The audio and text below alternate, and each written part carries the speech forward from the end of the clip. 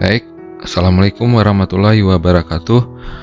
Ketemu lagi di channel saya. Kali ini kita akan membahas tentang pengisian formulir surat pemberitahuan tahunan pajak penghasilan untuk orang pribadi. Biasa disingkat formulir 1770S ya, yang sederhana.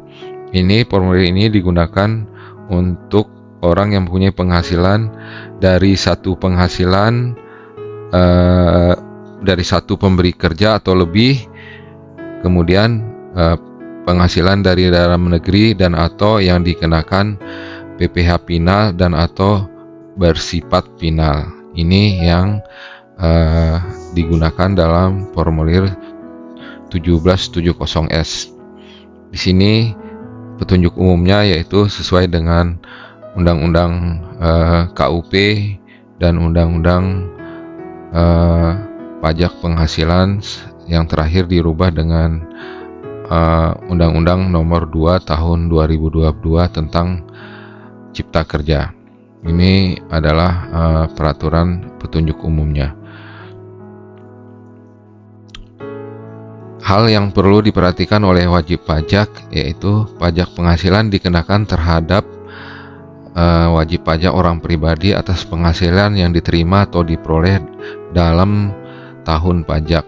Kemudian yang kedua, penghasilan yang dikenakan pajak penghasilan adalah penghasilan dari seluruh anggota keluarga wajib pajak yang digabung sebagai satu kesatuan dan pemenuhan kewajiban perpajakan dilakukan oleh wajib pajak sebagai kepala keluarga. Kecuali penghasilan suami istri yang akan dikenakan pajak secara terpisah, yaitu suami istri hidup terpisah berdasarkan putusan hakim atau disingkat biasanya HB. Kemudian yang B, dikehendaki secara tertulis oleh suami istri berdasarkan perjanjian pemisahan harta dan penghasilan, itu biasa disingkat PH, atau dikehendaki oleh istri yang memilih untuk menjalankan hak dan kewajiban perpajakannya sendiri. Ini dikehendaki oleh istri, biasanya disingkat dengan MT. Ini pajak penghasilannya atau ininya dilakukan secara terpisah. Kemudian kita lanjut. Ini penghasilan diterima oleh setiap wajib pajak orang pribadi dalam 1 tahun pajak wajib dilaporkan dengan mengisi dan menyampaikan surat pemberitahuan pajak penghasilan orang pribadi dengan benar, lengkap dan jelas. Artinya di sini harus lengkap dan jelas. Kemudian yang keempat, SPT orang pribadi atau disingkat SPTOP harus disampaikan paling lambat 3 bulan setelah tahun pajak, berarti tanggal 31 Maret tahun 2023 untuk tahun ini. Penyampaian SPT tahunan orang pribadi dapat dilakukan secara langsung melalui SPT orang pribadi berbentuk elektronik, ini PDF sekarang, yang diisi sesuai keadaan sebenarnya. E-form PDF SPT 1770S diambil secara langsung oleh wajib pajak dengan cara mengunduh di djponline.pajak.co.id. Sebelum itu pastikan wajib pajak sudah memiliki e-PIN dan melakukan aktivasi akun DJP-nya. Ini SPT tahunan orang pribadi dianggap tidak disampaikan apabila tidak ditandatangani sepenuhnya dan dilapiri keterangan dan atau dokumen sebagaimana yang dimaksud dengan pasal 7 Undang-Undang KUP.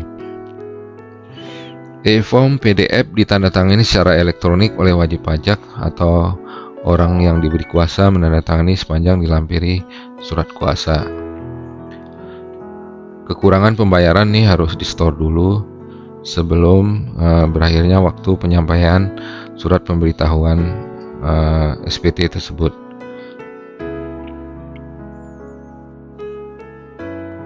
Terus selanjutnya nomor 10, ini wajib pajak wajib menyetor ya ke bank persepsi atau kantor pos seperti tadi. Kemudian ini nomor 11, ini terkait dengan permohonan persetujuan mengangsur atau menunda pembayaran pajak. Ini tidak perlu kita bahas secara detail. Kemudian ini nomor selanjutnya,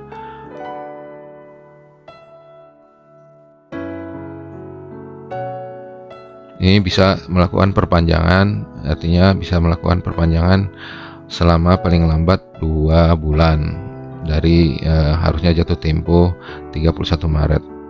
Ini jika telat penyampaian ada denda 100.000.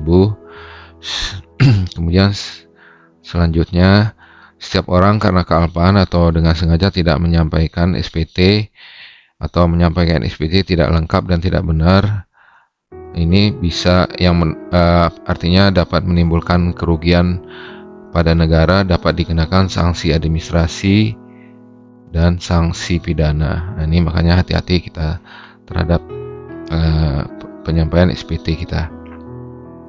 Ini kita bahas sebelum kita melaporkan, kita harus mempersiapkan apa-apa saja yang perlu dipersiapkan. Yang pertama adalah aktivasi eFIN untuk membuat akun DJP online. Ini saya rasa semua kita udah punya. Kemudian menginstall aplikasi Adobe untuk membuka e-formnya nanti. Kemudian mengunduh PDF di DJP online.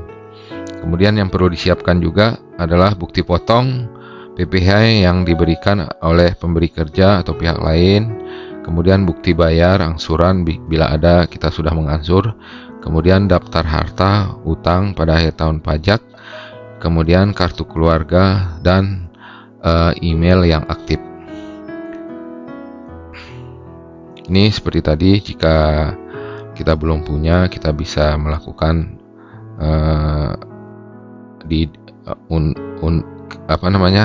kita aktivasi eFIN untuk membuat akun DJP online. Saya rasa ini kita semua sudah punya ya, tidak perlu dibahas secara detail. Ini kita lanjut saja ke cara mengunduh dan menginstall aplikasi Adobe untuk membuka e-formnya. Pertama, kita wajib pajak yang belum memiliki aplikasi Adobe Reader tersebut, silakan memilih menu unduh Adobe PDF Reader. Ini kita bisa lihat di sini, kita tinggal unduh, kemudian klik di tulisan sini Adobe Reader sesuai dengan operation system yang ada di komputer kita. Ini pilih bahasanya, kemudian selanjutnya versinya dipilih seperti ini sesuai dengan yang ada di sini.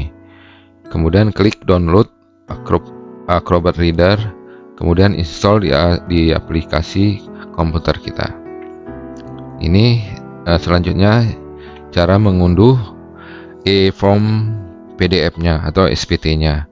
Pertama, kita login di DJP Online pajak.co.id, kemudian masukkan NPWP kita yang 16 digit, kemudian masukkan kata sandi, kemudian masukkan kode keamanan, klik login. Ketika kita sudah masuk di menu utama DJP Online, pilih menu lapor. Selanjutnya kita mengunduh formulir PDF e-form PDF. Kemudian selanjutnya pilih menu buat SPT dan jawablah pertanyaan yang ada sesuai dengan keadaan sebenarnya. Ini kita pilih di sini, apakah Anda menjalankan usaha, kita pilih tidak. Apakah Anda seorang suami istri yang menjalankan kewajiban perpajakan terpisah. Ini pilih sesuai dengan keadaan yang ada sebenarnya di masing-masing orang pribadi. Kemudian lanjut pada halaman selanjutnya, kita pilih tahun pelaporannya. Ini tahun 2022. Selanjutnya jika statusnya normal, pilih normal. Jika ada pembetulan kita pilih di sini. Kalau sudah kita lapor tetapi ada pembetulan, kita download lagi SPT yang baru untuk pembetulannya. Kemudian pilih pengiriman tokennya nanti di email. Pilih aja di email karena nanti tokennya akan tersimpan di email kita.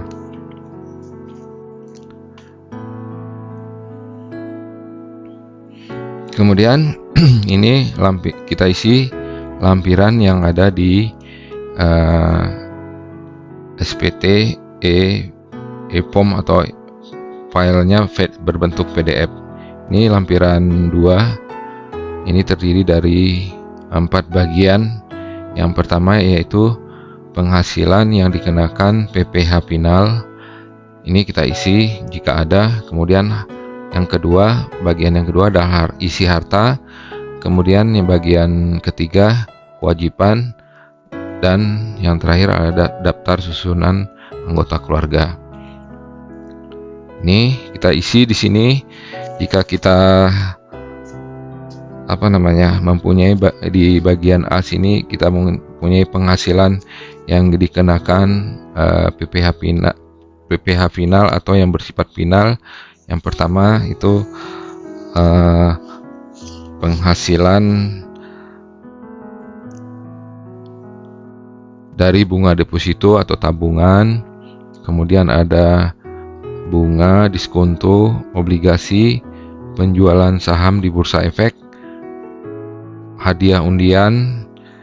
Ini hadiah kalau bunga deposito ya, jika kita punya deposito atau tabungan, nih dimasukkan di sini DPP-nya dan berapa pajak terhutangannya. Kemudian bunga diskonto atau obligasi, jika kita punya obligasi masukkan di situ.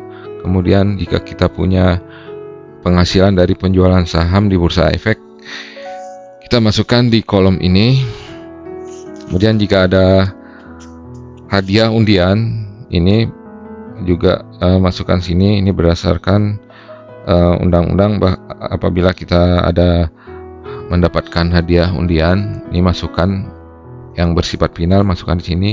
Kemudian ada pesangon, tunjangan hari tua, dan tabungan pensiun yang dibayar sekaligus.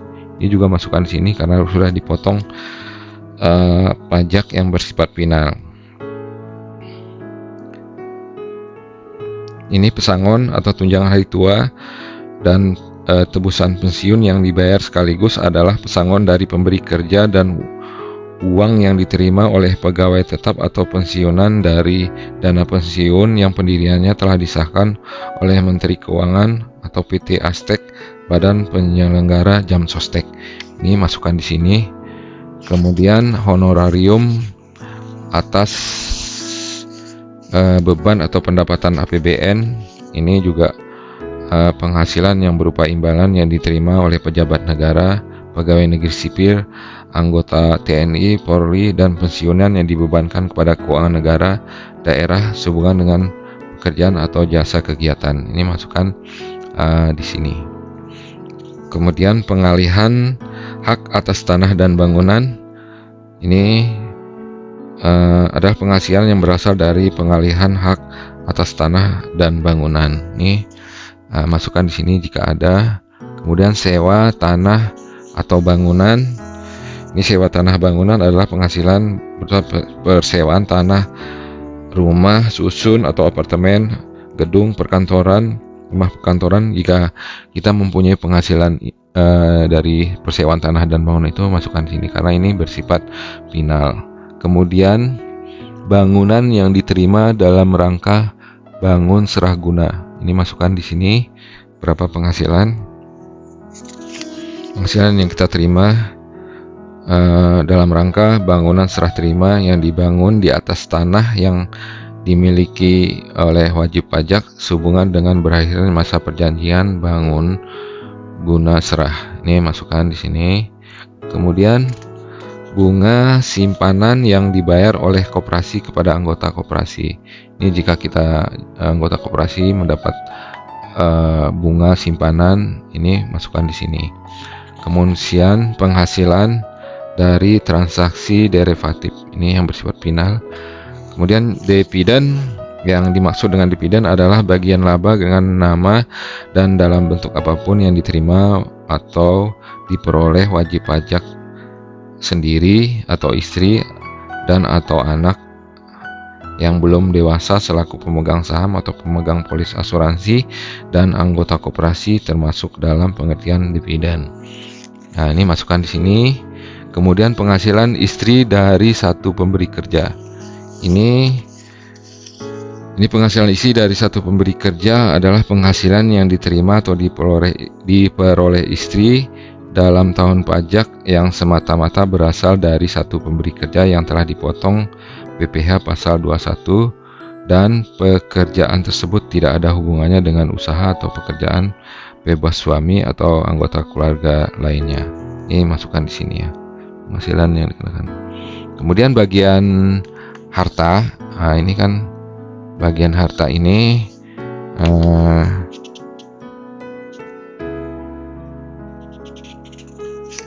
tinggal diisi nanti. Ini ada apa? Ada kode hartanya. Ini kita lihat di sini kalau bagian harta. Sebentar. Ini harta. Nah, ini tinggal diisi di sini kode hartanya. Nomor 1 ini kode harta, misalnya ada uang tunai, tabungan, apakah giro, deposito, atau piutang. Ini nomornya kita isi, tinggal pilih, nanti tinggal klik di sini, kita klik, nanti keluar harta apa aja yang kira-kira kita miliki, tinggal dipilih. Ini ada kode harta dan nama hartanya. Ini tinggal isi saja.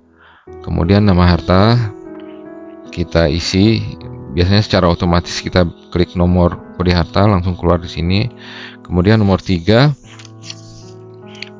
ini, kolom ini diisi tahun perolehannya dari masing-masing harta yang dimiliki. Kemudian kolom 4 ini diisi dengan perolehan dari masing-masing harta yang dimiliki sesuai dengan ketentuan perundang-undangan perpajakan yang berlaku. Ini harga perolehannya kita isi di sini. Kemudian nomor 5 yaitu keterangan ya. Ini misalnya harta di mana atau nomor alamatnya bisa juga. Misal seperti contoh di sini. Ini contoh sini. Ini ada misalnya tanah dan bangunan, nama hartanya rumah, tahun perolehannya 2015, kemudian harga perolehannya 1,8. Ini keterangannya mungkin NUP-nya atau apanya gitu. Masukin di sini. Ini terkait dengan harta, yaitu bagian yang kita isi di SPT lampiran berapa tadi? Lampiran 2 bagian 3 bagian 2 harta pada akhir tahun. Kemudian bagian ketiga itu kewajiban. Ini juga diisi kewajiban atau utang pada akhir tahun. Kemudian susunan yang bagian D adalah susunan keluarga. Ini tinggal diisi sini, tinggal dipilih. Kita klik tambah, nanti tinggal pilih. Kemudian kewajiban juga tinggal klik ditambah sini.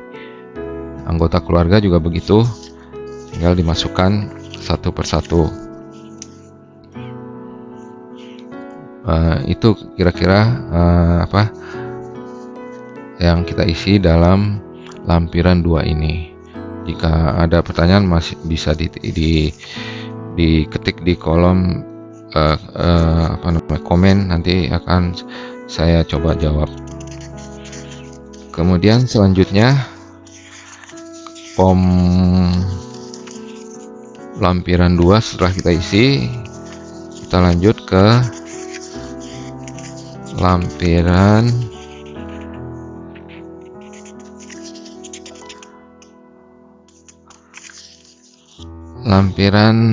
di sini lampiran 1.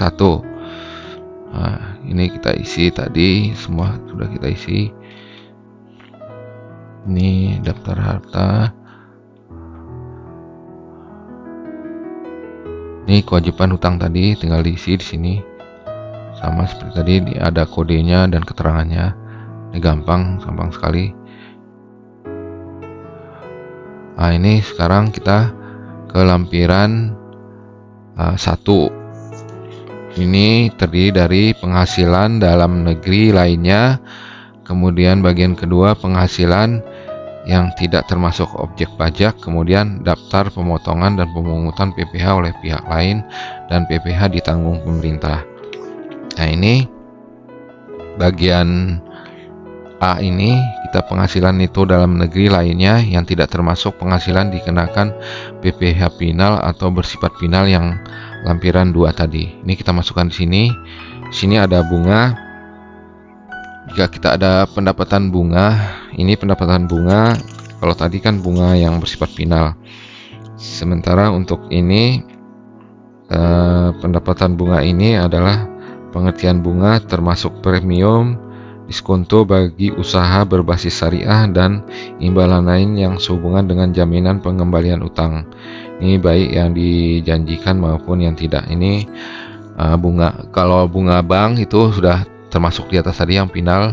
Ini misalnya kita ada minjamkan hutang ke orang lain, ada lebihnya, kita ada penghasilan, masuk di sini berapa penghasilan yang kita diterima. Kemudian ada royalti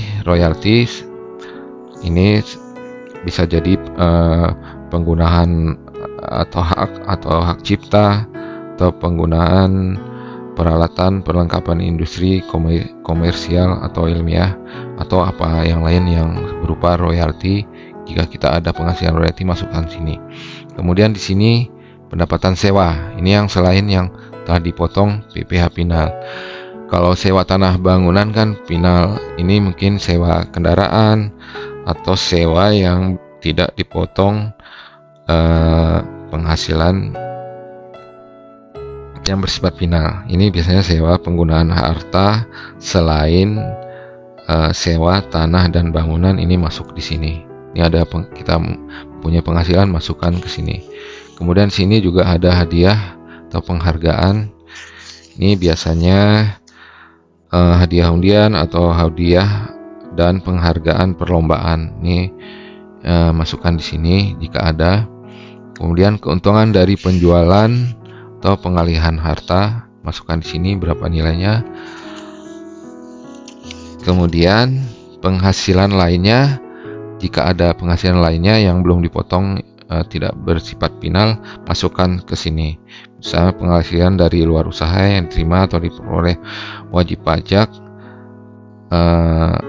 yang telah selain yang telah dibuat di atas, artinya selain yang telah dilaporkan di atas. Misalnya ada penghasilan lain-lain yang tidak bersifat final, masukkan di sini. Oke, mungkin itu yang bagian A. Kemudian bagian B ini penghasilan yang tidak termasuk objek pajak. Ini bantuan atau sumbangan, hibah, kemudian ada warisan, kemudian bagian laba anggota persekutuan komanditer yang tidak atas saham persekutuan, perkumpulan, firma, atau kongsi. Ini bagian laba anggota persekutuan komanditer tidak atas saham. Ini biasanya CP atau perkumpulan, firma, atau kongsi. Ini karena udah dia pembagiannya setelah dipotong pajak, makanya di sini kita masukkan yang tidak termasuk objek pajak karena pajaknya sudah dipotong. Kemudian ada klaim asuransi kesehatan, kecelakaan atau jiwa. Ini juga penghasilan yang tidak termasuk objek pajak. Kemudian misal kita dapat beasiswa, ini penghasilan juga yang bukan merupakan objek pajak. Kemudian penghasilan dari luar negeri yang diperbolehkan, yang diperoleh WNA dengan keahlian tertentu, dengan pengertian atau imbalan sehubungan dengan pekerjaan atau jasa yang diberikan dalam bentuk natura. Kemudian penghasilan lainnya yang dikecualikan dari objek pajak, jika ada, masukkan di sini. Kemudian ini yang bagian C adalah ini daftar pemotongan atau pemungutan oleh pihak lain yang dapat atau PPh yang ditanggung pemerintah. Ini bisa dimasukkan di bagian C ini. Bisa, kalau banyak bisa kita import. Kalau mau isi satu-satu tinggal klik ditambah sini. Nah, ini yang bagian C ini. Ini adalah daftar pemotongan pajak yang dapat kita kurangkan sebagai pengurang penghasilan atau pajak yang harus kita bayar pada tahun berjalan.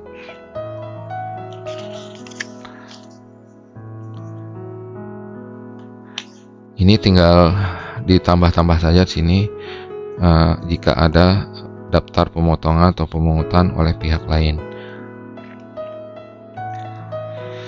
Mungkin itu yang di di lampiran 1 ini. Kemudian kita lanjut ke pengisian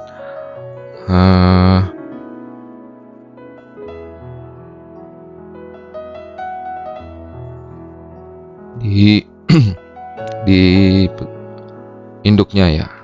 Ini keterangannya banyak sini. Ini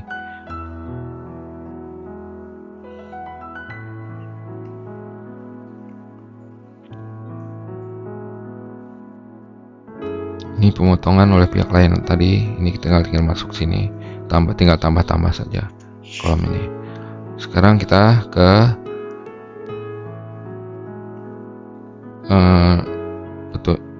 bagian SPT pajak penghasilan wajib pajak orang pribadi. Ini di induknya. Ini ada dari 1 atau lebih pemberi kerja, penghasilan dalam negeri lainnya, dan atau yang dikenakan PPh final atau bersifat final. Ini kita isi, yaitu nomor NPWP, nama wajib pajak atau pekerjaan. Nah, ini sudah diisi, tapi biasanya kalau ini sudah otomatis NPWP terisi semua. Kemudian yang ini penghasilan dalam negeri, ini juga udah kita isi dari lampiran penghasilan neto dalam negeri sehubungan dengan pekerjaan. Ini otomatis. Kalau yang penghasilan dalam negeri lainnya atau penghasilan neto, ini sudah terisi, tinggal yang kosong-kosong nanti diisi. Yang kuning-kuning ini sudah otomatis terisi. Nanti yang kita isi di sini mungkin penghasilan neto dalam negeri sehubungan dengan pekerjaan, masukkan di sini. Kemudian di sini penghasilan neto luar negeri, masukkan di sini. Kemudian jika ada sumbangan keagamaan yang bersifat sifatnya wajib, masukkan di sini. Sementara yang lain-lain nih, penghasilan neto dalam negeri, penghasilan neto luar negeri, itu secara otomatis sudah terisi. Ini tinggal diisi saja yang belum, karena identitas seperti ini, dan ini sudah otomatis terisi.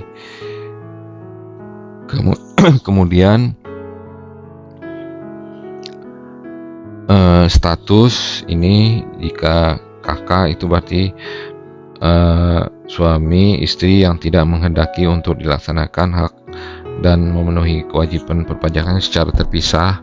Ini tinggal pilih nih, kalau HB penghasilan suami istri dikenakan secara terpisah. Kalau PH tadi penghasilan suami istri dikenakan pajak secara terpisah dikendaki secara tertulis oleh suami istri berdasarkan perjanjian pemisahan harta. Kalau MT itu penghasilan suami istri dikenakan pajak secara terpisah karena dikendaki oleh istri. Nah, ini tinggal dipilih aja sesuai dengan keadaan kita masing-masing.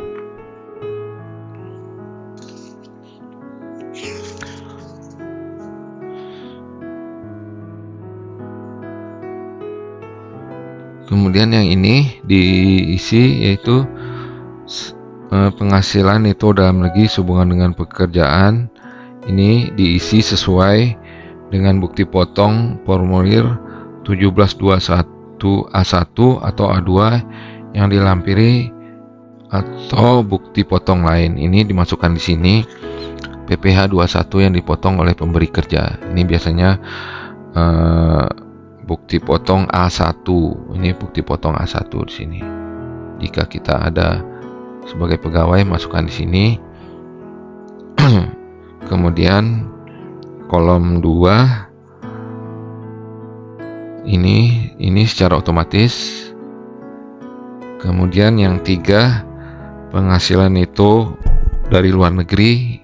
Ini nomor 3. Jika ada kita penghasilan itu dari luar negeri, kita masukkan. Kemudian yang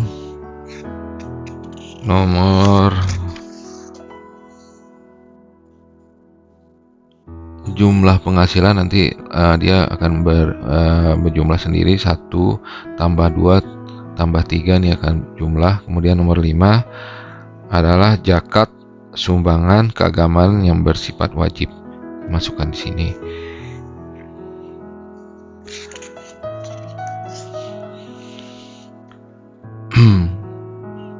Kemudian nomor 7 yaitu penghasilan tidak kena pajak atau ini PTKP. Penghasilan tidak kena pajak yaitu untuk wajib pajak 54 juta. Kemudian ada tambahan untuk wajib pajak yang pajak kawin 4.500.000. Kemudian tambahan untuk seorang istri yang penghasilannya digabung ini.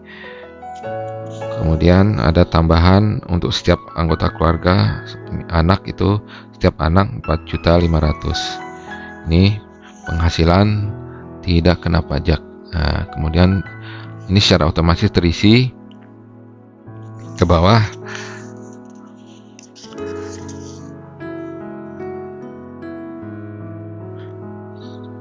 Sesuai dengan pilihan kita ya. Misalnya kalau tidak kawin ya 54 juta, kalau kawin ada anak berapa gitu.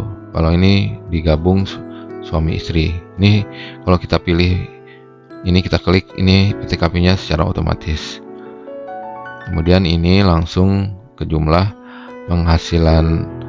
Ini setelah dikurangi zakat, dikurangi PTKP, ini adalah penghasilan kena pajak. Kemudian tarif nomor 9 ini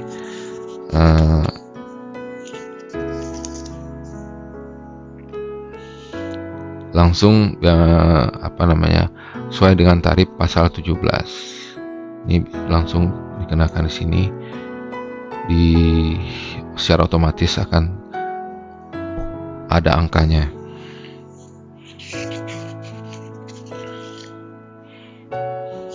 Kemudian selanjutnya yang diisi, jika ada nomor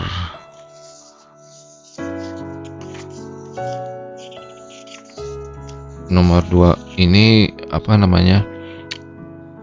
nomor berapa nih, pengembalian pengurangan PPh pasal 24 yang dikreditkan. Ini jika ada penghasilan dari luar negeri, ada pengembalian atau pengurangan PPh 24 yang telah dikreditkan, ini diisi di sini. Ya, ini agak tidak perlu kita bahas. Jika ada yang ingin tahu, nanti akan kita bahas secara tersendiri. Kemudian nomor 11 nomor PPh dipotong pihak lain, itu nomor atau kredit pajak. Ini ada secara otomatis di formulir 1771 S1 bagian C, karena kita sudah isi tadi bukti potong yang dipotong oleh pihak lain, secara otomatis terisi di angka 12 ini. Kemudian berapa PPh yang harus dibayar sendiri akan secara otomatis juga. Di sini PPh pasal 25 yang kita cicil tahun sebelumnya bisa masukkan di sini, atau ada STP yang kurang bayar hanya pokoknya masukkan di sini. Kemudian nomor 16 ini apakah ada yang kurang bayar, ini harus kita bayar terlebih dahulu sebelum SPT ini bisa kita laporkan. Kemudian di sini angsuran PPh ini nomor 18, ini nomor 17. Jika ada lebih bayar bisa kita melakukan restitusi atau apa gitu, tinggal klik di sini, pilih di sini apa A, B, C atau D. Kemudian angsuran PPh pasal 25 tahun pajak berikutnya, ini ada perhitungannya, yaitu atau 1/12 dari angka 13 ini, angka 13 ini 1/12 nya dari angka 13, artinya berapa yang kurang bayar, ini akan kita angsur di masa berikutnya, atau setelah kita lapor di April kita akan melakukan cicilan seperti ini, atau perhitungan tersendiri. Kalau perhitungan tersendiri ini mungkin angka 12 dikurangin dulu dengan penghasilan yang tidak teratur. Kalau yang teratur baru kita bayar angsuran PPh 25-nya.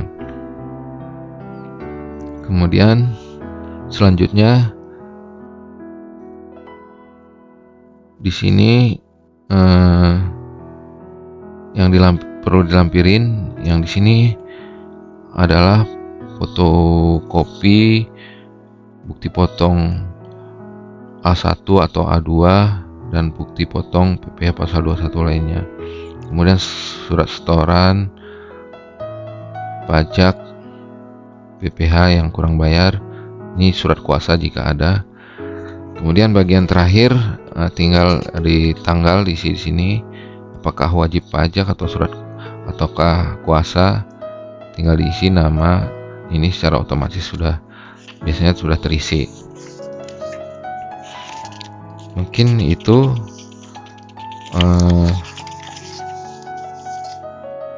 yang dapat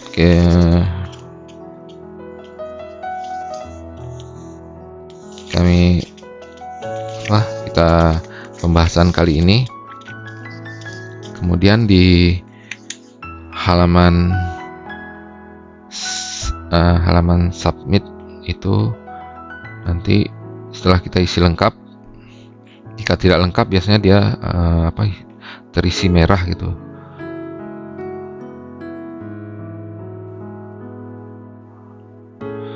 Ini di halaman submitnya.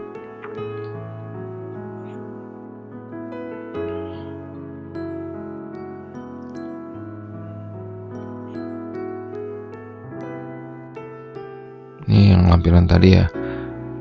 Ini halaman pernyataan. Nih kita tinggal kita tinggal klik saja dan tanda tangan secara elektronik. Ini halaman submit. Halaman ini merupakan halaman terakhir dari e-form PDF 1770 dan digunakan untuk melaporkan langsung SPT tahunan orang pribadi. Sebelum melaporkan itu, wajib pajak harus pastikan sekali lagi agar seluruh pengisian e-form sudah lengkap sesuai dengan keadaan wajib pajak yang sebenarnya. Ini perlu dilampirkan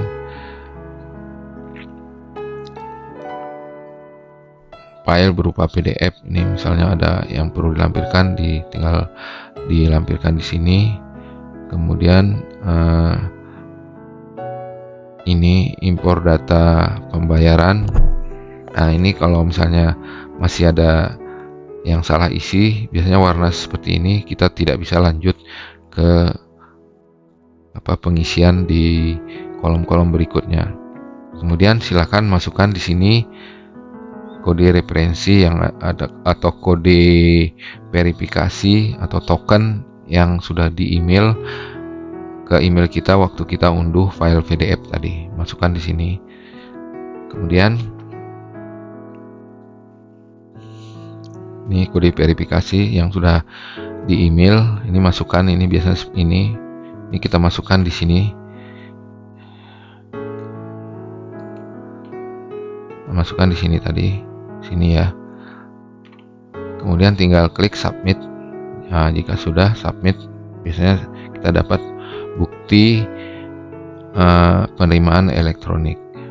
Berarti SPT kita sudah berhasil kita laporkan, dan nanti silakan cek email untuk mendapatkan bukti penerimaan secara elektronik seperti ini. Mungkin demikian. Terima kasih atas perhatiannya. Semoga bermanfaat.